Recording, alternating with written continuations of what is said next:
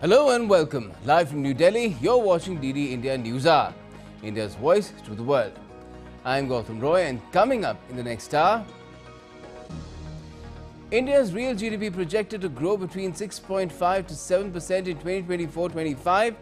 The economic survey says real GDP grew by 8.2% in FY24, exceeding 8% mark in 3 out of 4 quarters in FY24.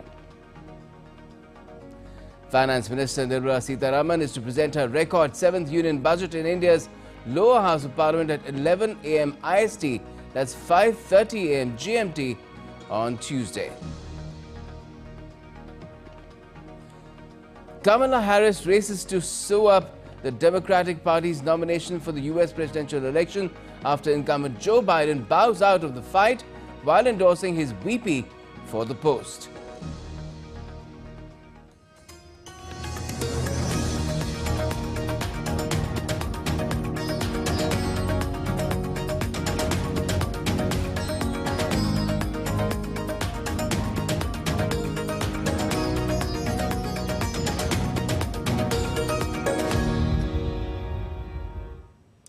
India's Finance Minister Nirmala Sitharaman presented the Economic Survey 2024 in Parliament on Monday, a day before presenting the nation's annual budget.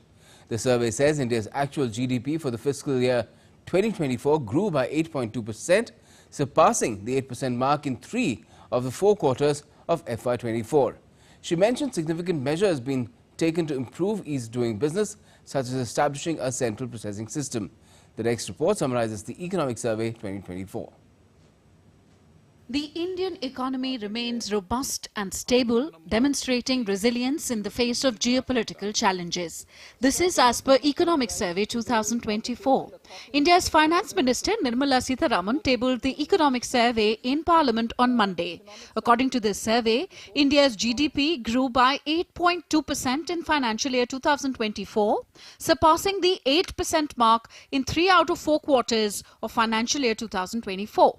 Speaking at a press conference on the Economic Survey 2024, India's Chief Economic Advisor, Dr. V. Anand Nageshwaran stated that GDP is projected to grow between 6.5% and 7% in 2024-25. The average growth rate in the last 3 years up to March 24 has been around 8%, and as we write in the survey, real GDP is 20% above the pre-pandemic level. Nageshwaran highlighted that agriculture sector is expected to perform better in the coming year. He also stated that it is one of the sectors that can be a crucial driver of economic growth. Agriculture actually still carries a huge potential for driving growth if only we can make sure that the incentives are aligned and allied services in agriculture are also encouraged, and land consolidation also happens in a big way. Nageshwaran emphasized that retail inflation had declined to 5.4% in fiscal year 2024, down from an average of 6.7% in the previous financial year. Inflationary pressures under control in the previous 3 years. The deviation of inflation from the target of 4% is the lowest in India, and the headline inflation rate is coming well within the band and should come to below 5% in the current financial year. The Chief Economic Advisor stated that production-linked incentives (PLI) schemes have attracted investments totaling 1.28 lakh crores, while exports have surged by 4 lakh crores. PLI schemes so far have garnered 1.28 lakh crores of investment, exports boosted by 4 lakh crores, employment generation of over 8.5 lakhs. The Economic Survey highlighted India's banking and financial sector displays stellar performance. RBI maintains steady policy rate, double-digit and broad-based growth in bank credit. Agriculture and allied activities witnessed double-digit growth in credit. India tops remittance recipient country globally with $120 billion in 2023. 6 key focus areas in Amritkal: boosting private investment, expansion of MSMEs, agriculture as growth engines. India makes progress on climate action and energy efficiency. 45.4 installed electricity generation from non-fossil sources. India decouples economic growth from greenhouse gas emissions. GDP stands at 7%, while emissions were at 4% between 2005 to 19. More than 34.7 crore Ayushman Bharat cards generated, 7.37 crore hospital admissions covered. India's pharma market is the world's third largest at $50 billion US. India's services exports constitute 4.4% of the world's commercial exports in 2022. India's share in digitally delivered services exports stands at 6% in 2023. India has 1,580 global capability centers. India witnesses 92 lakh foreign tourist arrivals in 2023. The average pace of national highway construction increased 3 times from 2014 to 2024. Railways capex increases by 77% in the past 5 years. New terminal buildings at 21 airports operationalized. Mission Life focuses on human nature harmony, promoting mindful consumption. On the global economic scenario, the survey said that after a year marked by global uncertainties and volatilities, the Indian economy achieved greater stability in 2023. While the uncertainty stemming from adverse geopolitical developments remained elevated, global economic growth was surprisingly robust. The Indian e-commerce industry is expected to cross $350 billion US by 2030. Bureau Report, DD India. And the economic survey also went into details of different sectors of the economy which have performed impressively. The list includes key sectors such as manufacturing, electronics manufacturing, the external sector and more. DD India's Dibyendu Mondal reports. India's economy grew by an impressive 8.2% in the financial year 24. This growth was driven by a 9.5% rise in industrial production. Manufacturing and construction sectors also almost reached the double-digit growth. According to the survey, despite the pandemic, the manufacturing sector saw an average annual growth of 5.2%. Key contributors for the growth in this sector included chemicals, pharmaceuticals, transport equipment and machinery. India's electronics manufacturing sector showed significant growth since 2014. This sector accounted for an estimated 3.7% of the global market share in the financial year 22. Domestic production for electronic items increased significantly to rupees 8.22 lakh crore, while export rose to rupees 1.9 lakh crore in the financial year 23. The most important part of this is zero fee for incorporation has been brought in for companies with authorized capital of up to 15 lakhs, meaning small companies which have small capitals with which they start their business, there is no fee charged. These are as a matter of ease of doing business, other than simultaneously acting on reducing the pendency in the courts. The survey shows that India became a net exporter of finished steel, achieving record production and consumption levels. Not just this, India's tourism and aviation sectors have also expanded during the last year. India recorded a notable rise in foreign exchange earnings. In fact, India is the top remittance recipient country globally, with remittances reaching a milestone of $120 billion in 2023, and the forex reserves covering over 10 months of imports for the financial year 25. The external sector remains strong for India. India's rank in the World Bank's Logistic Performance Index also improved, and services sectors grew by 4.9%, led by the IT and business services. Dibyendu Mondal's report for DD India. India's Prime Minister Narendra Modi said that the economic survey identifies areas for further growth and progress. The PM said, and I quote, "The economic survey highlights the prevailing strengths of our economy and also showcases the outcomes of the various reforms our government has brought. It also identifies areas of further growth and progress as we move towards building a Viksit Bharat." Let me now bring in our expert guest on the subject of the economy, the economic survey and the upcoming budget. We have Dr. Arvind Virmani with us. He's member Niti Aayog, which is India's policy think tank, and also a former chief economic advisor himself, apart from his many other roles in the past and even in the present. Good evening to you, Dr. Virmani. Thank you for coming on the show. How, according to you, has the economic survey set the stage for the presentation of the annual budget by the Finance Minister on Tuesday?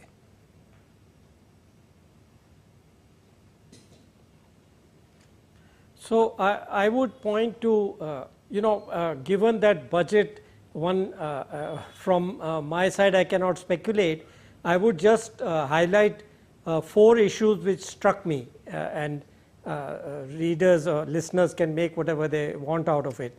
So the first one is, and they put it very nicely, so the first one is how to close the gap between education and employment.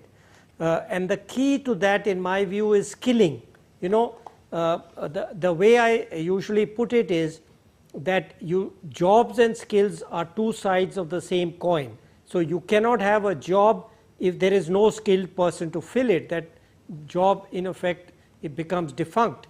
And similarly, if you have a skill which is not required by the job, that is useless because the job is not created. So closing this gap between education and employment means providing that intermediate or linking skill which helps connect the two. So that is one issue which I think is very important and which the survey talks about, of course in its own way. I have my own way of putting it. The second one I thought was interesting was this use of the word Mittelstand for SMEs or MSMEs. I think that's very important. And I think the economic survey brings out that given, what is the difference between an SME and a corporate organization? Corporate has all different types of people who run different aspects.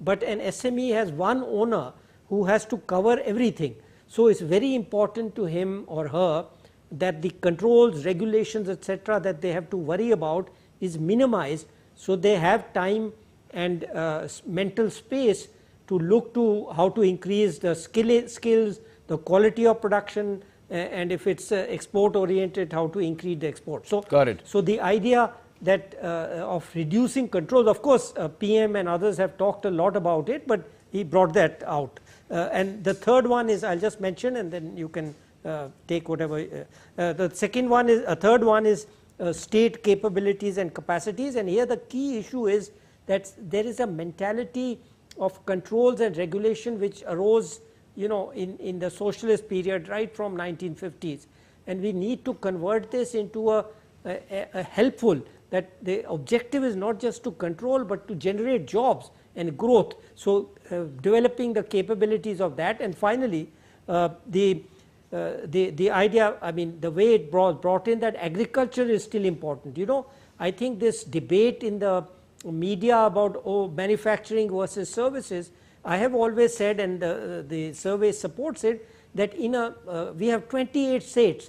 Each state is at a different level of development. So for us, there will be some states where agriculture is the key, another state where manufacturing is the key, and then third set of states for services. So this idea must come through to people that all sectors are important for a country as diverse as India. So that in brief is the overview. Yeah. Okay. Now, what does it tell you about the state of the Indian economy in general, the macro picture, and the quest of the Modi government now in its third iteration to make India a developed nation by 2047?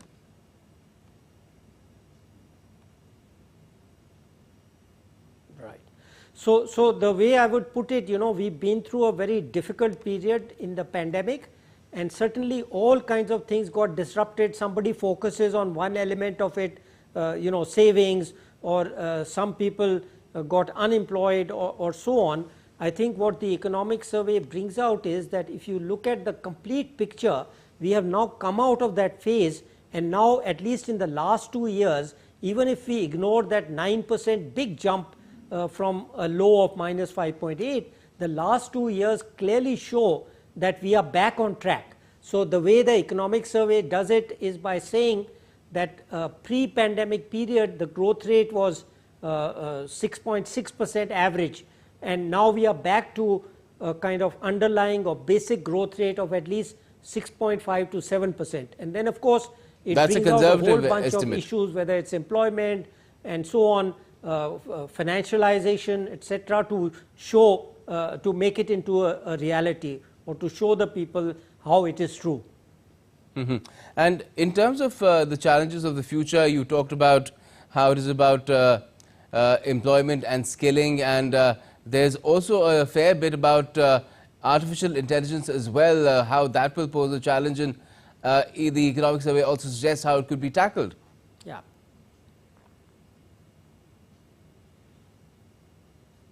Yeah.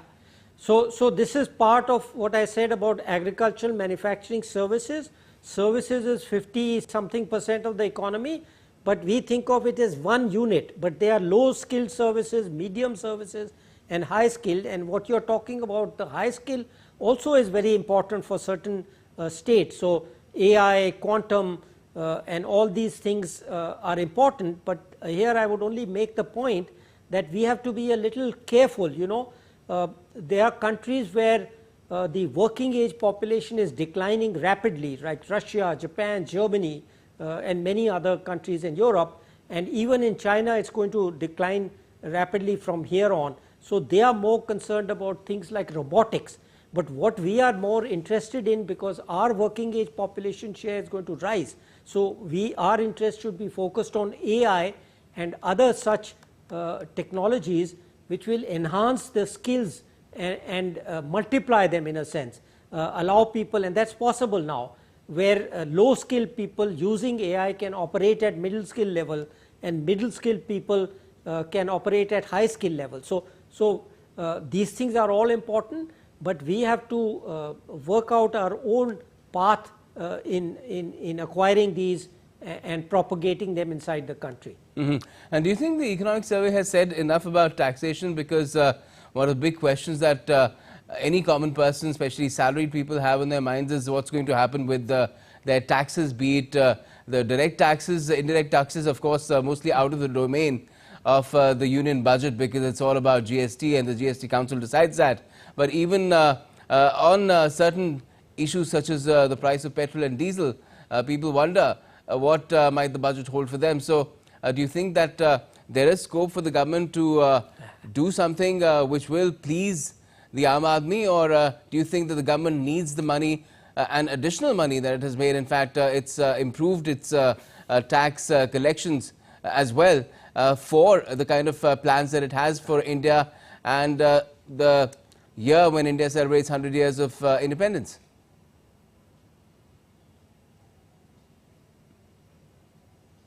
So as you know very well, you know, you mentioned I've been in many budgets. I cannot really speculate on the taxes, but I can make some broad points. So I think this government believes that simplification of taxes and you know, so tax reform basically doesn't mean reducing the average collection of taxes, but it means simplifying the structure so it's less costly for people to pay and evening it out. So it's not only a small set of people who pay high taxes, it is a more equitable and rational and simple system would benefit everybody, because the voluntary compliance goes up, the tax evasion goes down. So that is a general belief, and though I cannot speculate on what may be done, but we know what the issues are on the table. One of them is, for example, the direct tax code has been on the table for some time. I have myself written a big paper on GST reform. Tariff issues were raised in the last couple of budgets, inverted duty structure. So in principle, all these are on the table and will benefit the people generally, but I'm afraid I cannot speculate on the tax rates and yes, it's best then to wait for 11 a.m. IST tomorrow, and we'll do that along with everyone else, Dr. Nirmala, and perhaps talk again. Thank you so much for joining us and joining us about the economic survey for the moment, Dr. Arvind Virmani.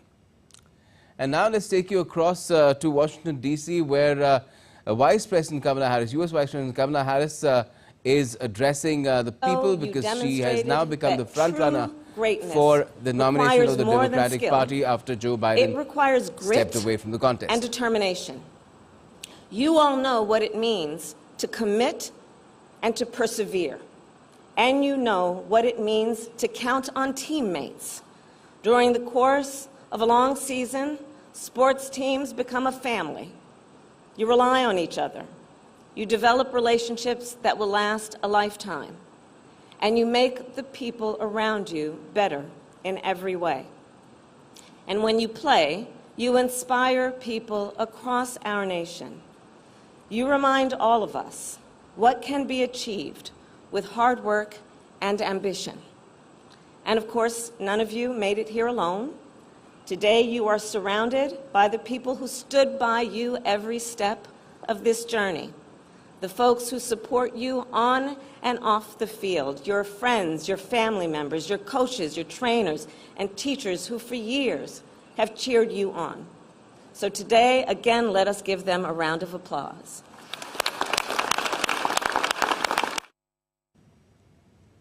Well, there you had Kamala Harris making her first public appearance on Monday. That is, of course, tonight, as far as the announcement is concerned of Joe Biden stepping away from the contest on Sunday, and he has endorsed Kamala Harris to become the nominee of the Democratic Party, although that is not completely stitched up yet. Kamala Harris has had a fairly racy start to her bid to become the nominee of the Democratic Party, with a lot of endorsements coming through and also some of the donations also coming through very well. And we'll be talking about it as well as we move along in the show. But let's take you back to the prospect of India's annual budget, which is to be presented by the Finance Minister tomorrow. Well, the Indian share market's expectations from the Union Budget 2024 revolve around several key areas, with investors and stakeholders looking for measures that can drive economic growth, improve market sentiment and foster a conducive environment for investments. Market experts anticipate potential tweaks in the income tax slabs or increased exemptions, which can boost disposable income and consumption. They are also expecting reduction or rationalization in corporate tax rate that could positively impact corporate profitability and investment sentiment. Market expert Purv Shah says that the market is expecting a cut or removal of capital gains tax. Markets have always been looking for a cut in this, either a cut or in fact a removal of long-term capital gains completely, and that would lead to markets to rejoice. Investors also say that increased allocation to infrastructure and development projects, including roads, railways, ports and urban development, is expected. This can spur economic activity and benefit sectors like construction, cement and steel. Markets are also looking for infrastructure and developmental spend in the budget. It's always been on the increasing side, and I think an increase in infrastructure and developmental spend will also, this year in the budget also would be there. Initiatives under production, linked incentive, that is PLI scheme, or other measures to boost the manufacturing sector is also expected. Policies promoting renewable energy, electric vehicles and sustainability are expected, aligning with global environmental goals and fostering new growth sectors. Investors will closely watch the announcements for their immediate and long-term impact on various sectors, and any positive news in budget will lead the markets to rise higher. Shama Mishra's report for DD India. But how is India's union budget prepared? From initial meetings to the President's approval. We take a closer look at the process and make it simpler for our viewers in this report. The Union Budget is an important document that outlines the government's fiscal policies, plans and programs for the upcoming financial year. The budget-making process begins in August and September, almost 6 months before its presentation date. Since this was an election year, an interim budget was presented on the 1st of Feb, while a full budget will be tabled on July 23rd. What does the Union Budget tell us? The amount of money that the government is planning to raise, the amount of money that it wants to spend, the amount of borrowing that it has to do from the market. The process of making a budget involves a number of steps. The Finance Ministry issues circulars to all ministries, states, union territories and autonomous entities at the initial stage in the budget-making process. These circulars include skeletal forms as well as the necessary guidelines which are used by ministries to express their needs and demands. These ministries disclose their earnings and expenses for the previous year in addition to offering estimates. After receiving requests, top government officials evaluate them and have discussions with ministries and the Department of Expenditure. Once the information has been validated, the Finance Ministry then allots revenue to various divisions for their impending outlays. The Finance Ministry also arranges pre-budget meetings with different stakeholders to gain knowledge of their recommendations and requirements. A few days before the budget is announced, the government has an annual tradition of conducting a halwa ceremony. The ceremony heralds the start of budget document printing. A giant kadai or a large frying pot is used to produce halwa, which is then fed to the whole workforce of the Finance Ministry as part of the ceremony. The presentation of the budget to the Parliament is the last phase of the budget-making process. On the first day of the budget session, the Finance Minister conducts the presentation. The Minister summarizes the document's key points and explains the thinking behind the proposals during the presentation. Following the presentation, the budget is laid before both houses of Parliament for discussion. Following approval by both houses, the budget is forwarded to the President for approval. The importance of the budget document can never be overlooked as it determines how the government functions and spends its resources to develop the nation. Bureau Report, DD India. Now, news from India's neighborhood. Streets appeared calm in Bangladesh's capital on Monday, a day after the Supreme Court agreed to scrap most government job quotas that led to violent protests. The clashes between student protesters and security forces killed at least 147 people across the South Asian nation. The Supreme Court's Appellate Division on Sunday ruled in favor of an appeal from the government, overturning the lower court's decision directing that 93% of government jobs should be open to candidates on merit. Thousands were injured in last week's protests as security forces fired tear gas, rubber bullets and sound grenades to scatter the demonstrators. The European Union's foreign ministers met in Brussels on Monday to evaluate how to respond to trips by Hungarian Prime Minister Viktor Orbán to Russia and China and his country's position over the EU's role in Ukraine. Hungary took over the 6-month rotating presidency of the bloc in July, and almost immediately Orbán went to Moscow and Beijing in what was described as a peace mission, despite none of the EU partners being aware or mandating him to do so. He also left a NATO summit early to meet former US President Donald Trump. Orbán's foreign minister has since questioned the EU's role in Ukraine. Orbán, who has the warmest relations of any EU leader with Putin, has also repeatedly held up decisions for military aid to Ukraine. Israel's Prime Minister Benjamin Netanyahu will land in Washington, D.C. on Monday at a time when he is consumed by political turmoil, creating further uncertainty about US-Israeli relations at a crucial moment in the Gaza war.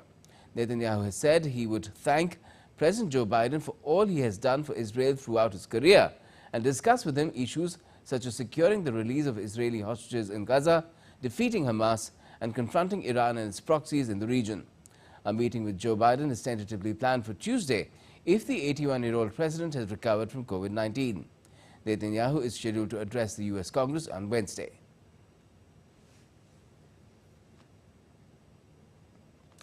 Let's now take a look at some of the other stories making news around the world as well. In northwestern Croatia, 6 people were shot dead in a nursing home after a gunman opened fire. The gunman was identified as a war veteran. Authorities have given no motive for the attack, but he was later arrested by the police for further investigation.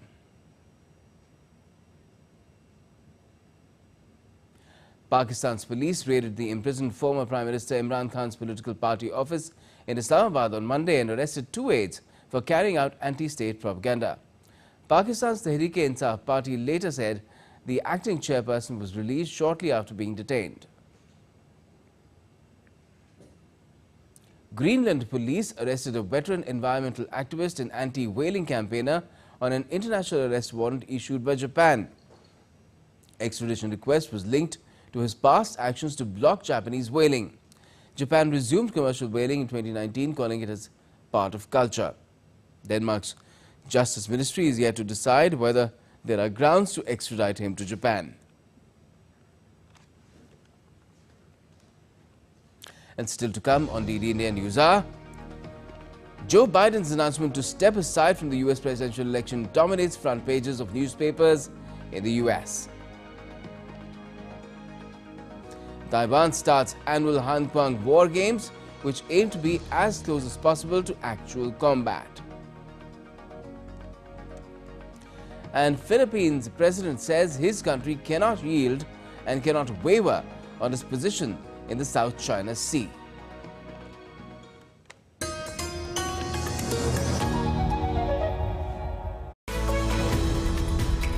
We just don't bring you the news as it unfolds. We get to the heart of the matter. We don't just present facts, we demystify complex social, political and economic events. We break stories that shape the world's present and future because you deserve the truth. I am Tanvi Taneja from New Delhi.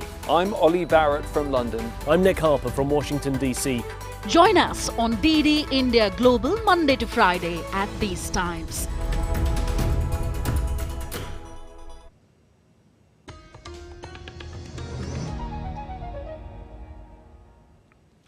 Welcome back. You're watching DD India News Hour. I'm Gautam Roy. In an unexpected announcement, US President Joe Biden said on Sunday that he would not seek re-election. It was a result of weeks of mounting pressure that Biden dropped out of the November presidential election. He is the first sitting president since 1968 to drop out of the presidential race. Joe Biden has endorsed Vice President Kamala Harris as the Democratic Party's new nominee. However, her nomination would be decided by the Democratic National Convention, which is scheduled to begin on the 19th of next month. Here's a detailed report. After weeks of fighting for his political career, insisting he wasn't going anywhere following a disastrous debate performance, US President Joe Biden finally announced his unprecedented exit from the presidential race. It came in a letter posted on social media, in which Biden said that serving as the president has been the greatest honor of his life. He emphasized that in the best interest of the Democratic Party and the nation, it is paramount to focus solely on fulfilling his duties as president for the remainder of his term. The pressure on President Biden to pull out started building up from within his own party after the presidential debate on June 27th. Recently, a flood of Democratic leaders, including members of the Congress and influential supporters of the party, called on him to step aside from the race. European countries are also welcoming Biden's decision to quit the race. I respect the decision that he has now made. Not an easy decision, but a decision that I know that he will have arrived at, taking into account the best interests of the American people. I know that President Biden has decided to step down. I wish the best for the Democratic appointee, the one who will take his place. President Biden endorsed Vice President Kamala Harris as the presidential nominee for the Democratic Party and thanked her for being an extraordinary team member. Biden called on Democrats to come together and beat Republican presidential candidate Donald Trump. Kamala Harris describes Biden's decision to end his re-election bid as a selfless and patriotic act and said she was honored to have the president's endorsement. Harris will be the first black woman to be a major party candidate for the president if chosen by her party at the Democratic National Convention, which begins on August 19th. Several Democrats, including 50 Democratic Party state chairs, have thrown their weight behind Vice President Kamala Harris to be the party's new presidential nominee. Former President Bill Clinton and his wife Hillary Clinton, who served as Secretary of State under President Obama, also endorsed the candidature of Harris. However, the future path is still bumpy for Kamala Harris. Former President Barack Obama, former Speaker Nancy Pelosi, and Senate Majority Leader Chuck Schumer are yet to make their stand clear. Now in the presidential race, former President Donald Trump stands as the nominee of the Republican Party, but it's not clear if Trump will face Harris from the Democratic Party atop the ballot in November.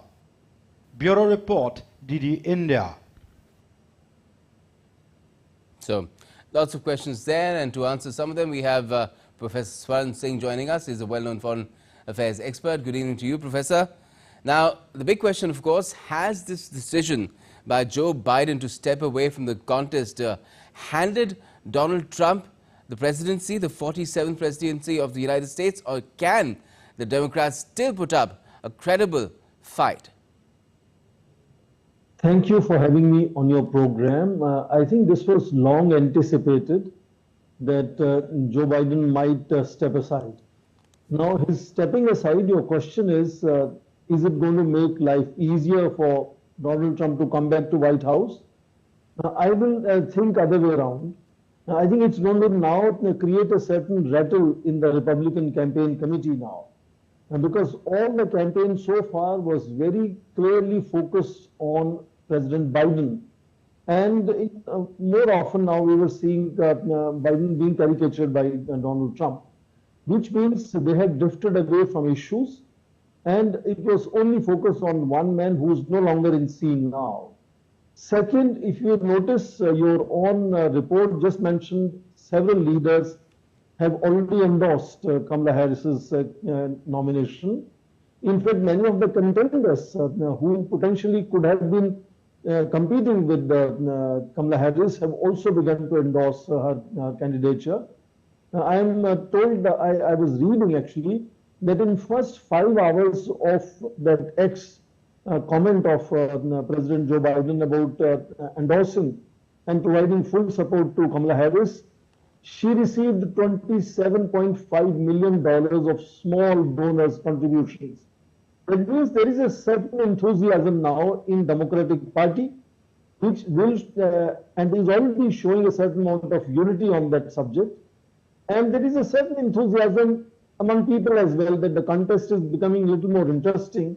And very quick last point, the whole debate from Republican Party was about the age and mental fitness of candidate Joe Biden, President Joe Biden. Now it looks like that Donald Trump is becoming the oldest contesting nominee now, 78-year-old. Yes. And he is the one who's could be the one who would be asked questions about his age, and you now have a younger potentially candidate. I think Kamala Harris has a strong chance to become a candidate. And he's already been campaigning. As you're speaking, Professor Sitharaman Singh, we're running pictures of Hillary Clinton with Bill on the screen, and you know, America has never made a woman president, but Hillary was the one who came the closest. She won the popular vote, but didn't have the delegates in her favor, which is why you had Trump becoming president for that term that he had, the 45th president of the US. Do you think Kamala Harris can really make history if she does become the Democratic nominee? And there is no doubt if she becomes Democratic Party nominee on 19th of August, she will be the first black, and we must also say first South Asian woman to be a nominee. And there is definitely a certain amount of enthusiasm now that this whole lingering debate about whether President Joe Biden will step aside is now over. Now there's a new candidate, and she has performed very well in her campaign so far. She's taken very often focus on issues rather than individuals. And I think that is the drift, that is the change in campaign that we will now notice, that perhaps candidates will have to now debate on what issues they stand for and what they plan to offer in case they come to the White House. And that fundamentally means the whole recalibration of a Republican Party campaign now. And of course, we will have to see how Democratic Party works together. There are senior leaders who have not openly as yet endorsed Kamala Harris, but definitely a new enthusiasm. I think that is definitely new. In fact, at international level also, we are hearing comments from German Chancellor Kohl. We are hearing comments from even Moscow. So there is a certain new enthusiasm that there is a new candidate who is younger candidate and a woman candidate for the first time. Yes. And you will have many voters who thought they missed a chance to see Hillary Clinton becoming the president. You know, those voters would also be clearly much more active now, much more enthusiastic now. So definitely little more interest now in election of United States presidency than how it was appearing to be becoming dull and boring over a period of time.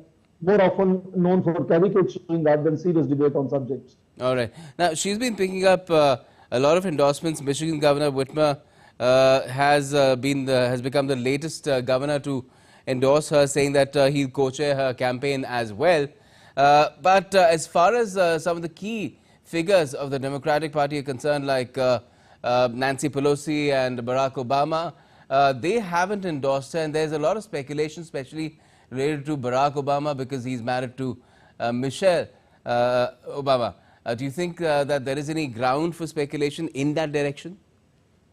I think speculation very often in such cases will be how senior leaders wants to emphasize or influence what will be her vice presidential choice in case she becomes the nominee in August 19. And apparently, there is no doubt Michelle Obama is a very powerful candidate, but having two women, I suppose, will be a little strange thing to have for president and vice president. But I think senior leaders are keeping caution and waiting to see if they can anyway influence Kamala I'm not Harris talking about running mate.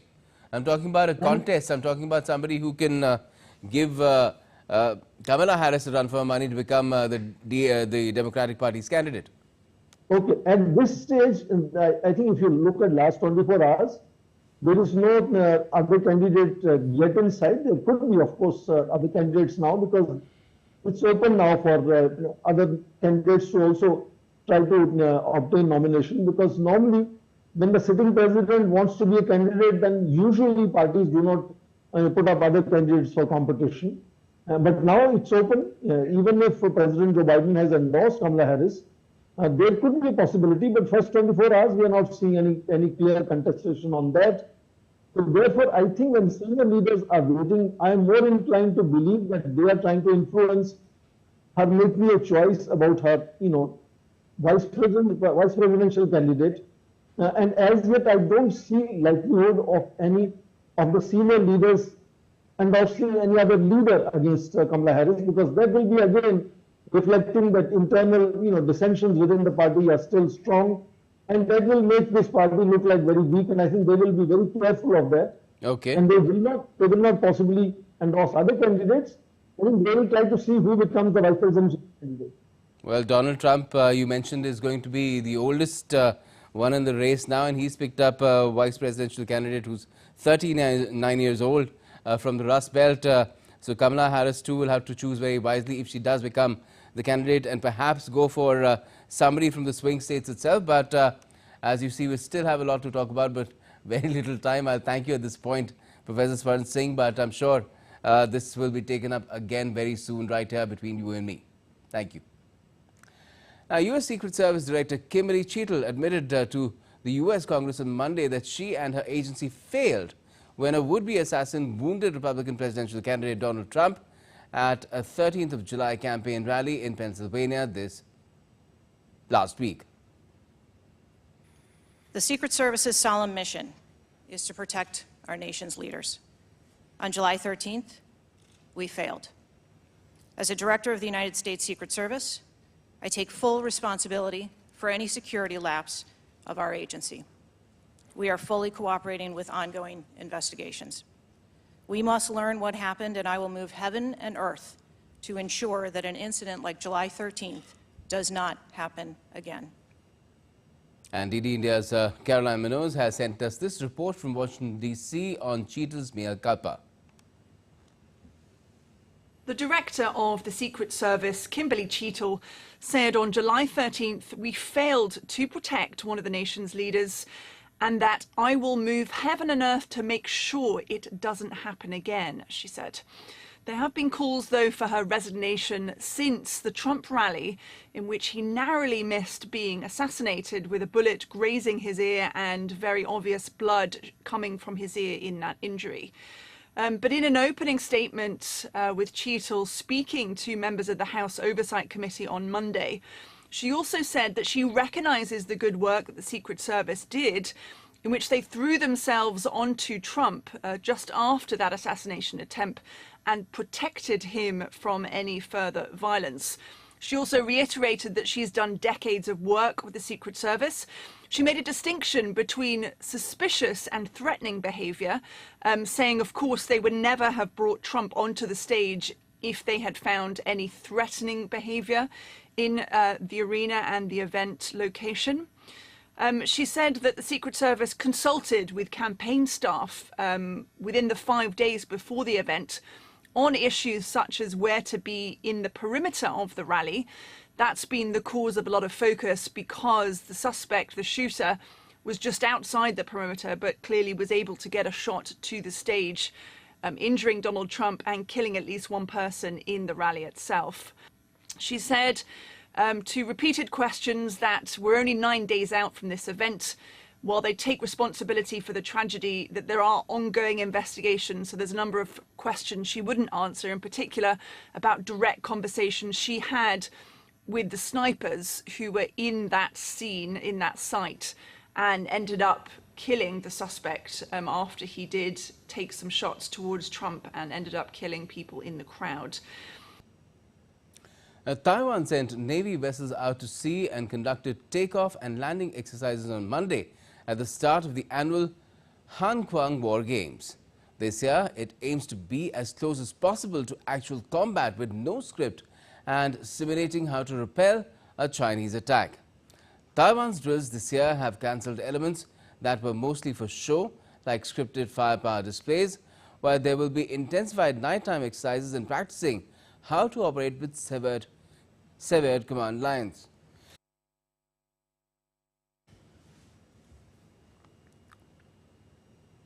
Philippine President Ferdinand Marcos Jr. said on Monday his country cannot yield and cannot waver on its position in the South China Sea, but it will find ways to de-escalate tensions in the contested waters. In his annual State of the Nation address, Marcos also said proper diplomatic channels and mechanisms under the rules-based international order remain the only acceptable means of settling disputes. China claims nearly all of the South China Sea, including the Second Thomas Shoal, where the Philippines maintains a rusty naval ship, the Sierra Madre, that it deliberately grounded in 1999 to reinforce its maritime claims. External Affairs Minister Dr. S. Jaishankar attended the National Day of Egypt celebrations in New Delhi as the chief guest. Egypt's ambassador to India, Wael Hamid, was also present on the occasion. External Affairs Minister lauded the long-standing relationship between the two countries that has intensified in recent years. Our economic cooperation has been steadily diversifying, with both sides seeking new opportunities for mutual benefit. More than 50 Indian companies have already invested in various sectors of the Egyptian economy, with pharmaceuticals, electronics and green energy being focus sectors. Our defense collaboration has also grown in this very period. Since 2021, our air forces have held regular exercises bilaterally as well as in a larger format. Let's now get to some more snippets of news from around the country.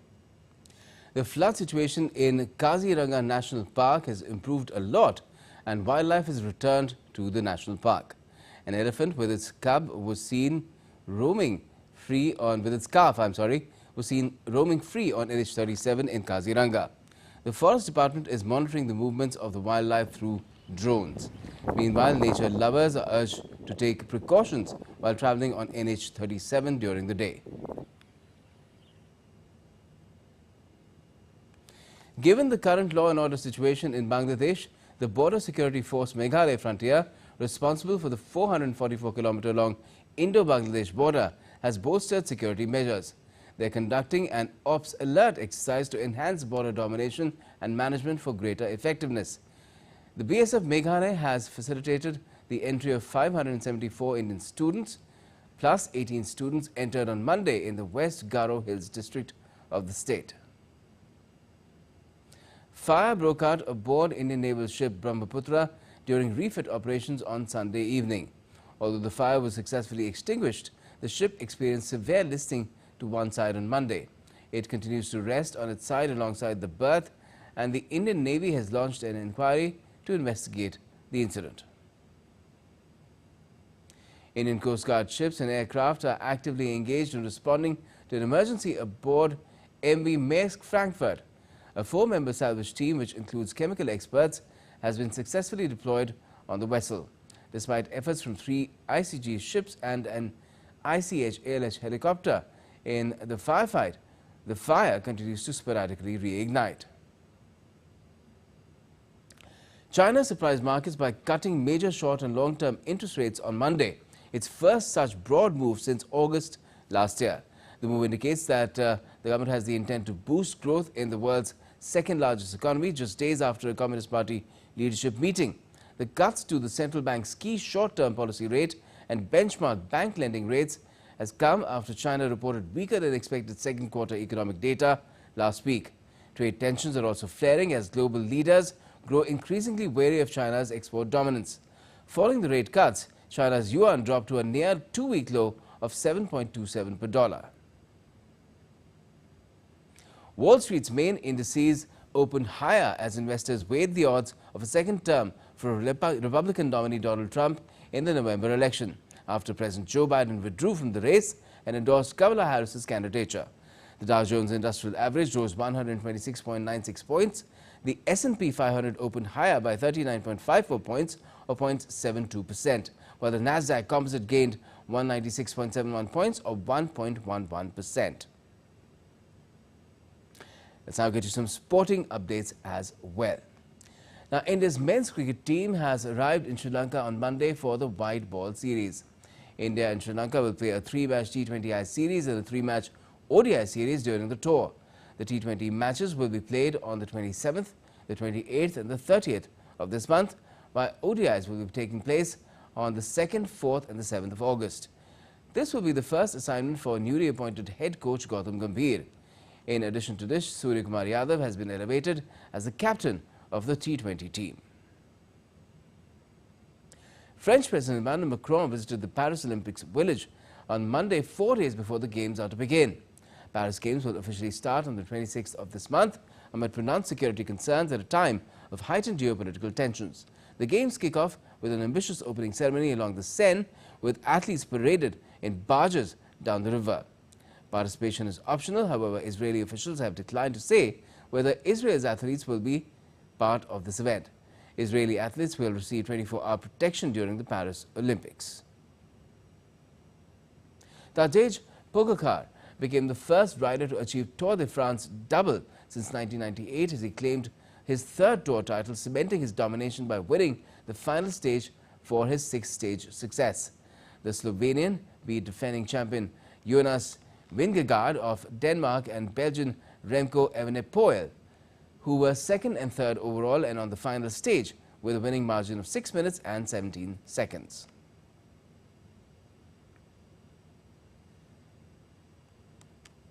It's hard to describe how I feel right now. It's all a bit crazy. I would say the craziest feelings have so far in cycling for me. The moment with the team on the podium in Nice, this was really special. It really warmed my heart. In the boxing event at the Paris Olympics, India's challenge will be led by a 6-member strong contingent. After an impressive performance at the previous Games, India is determined to return with medals this time around. The biggest hopes will be centered around star boxers Nikhat Zareen, Lovelina Borgohain, Nishant Dev and Amit Pangal.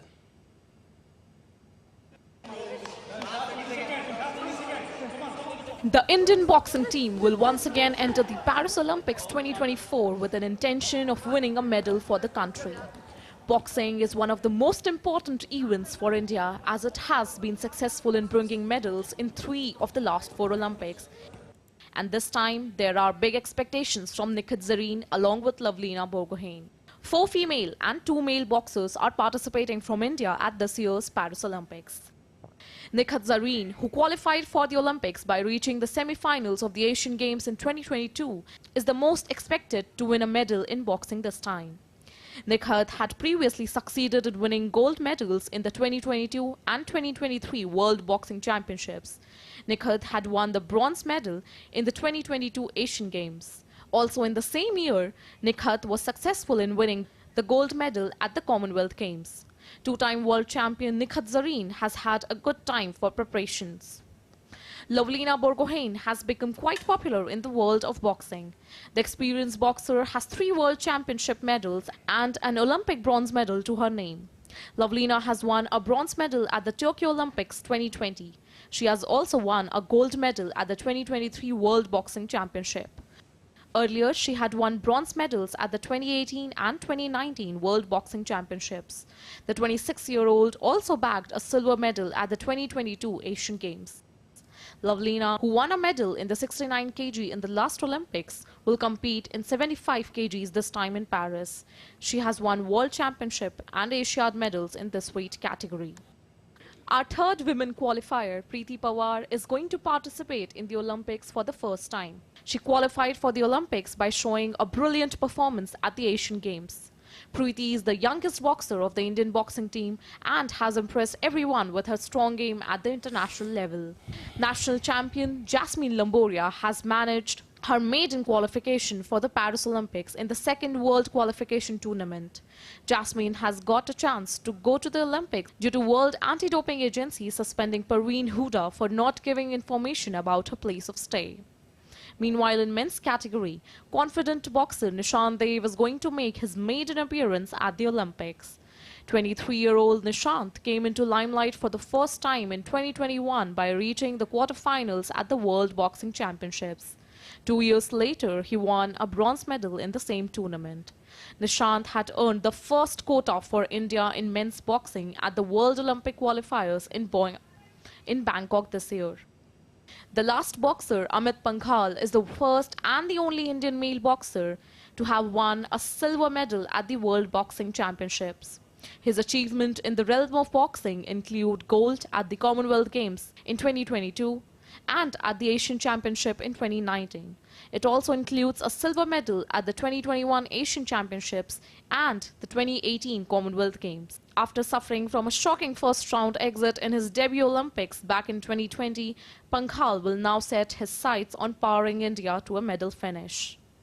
As the Indian boxers participate in the biggest sporting event of the world, they are set to make a mark, eyeing no less than a medal finish. Sports Desk, DD India. Well, that's it for this edition of DD India News Hour. Do let us know your thoughts on the news of the day. For those on the go, you can get all the latest news and updates from India and across the world on the DD India mobile app. The app is available on both Android and iOS platforms. You can scan the QR code on the screen and download it right now. We'll be back with more news as it breaks here on DD India. I'm Gautam Roy, and from all of us here in Delhi, thanks for watching DD India News Hour.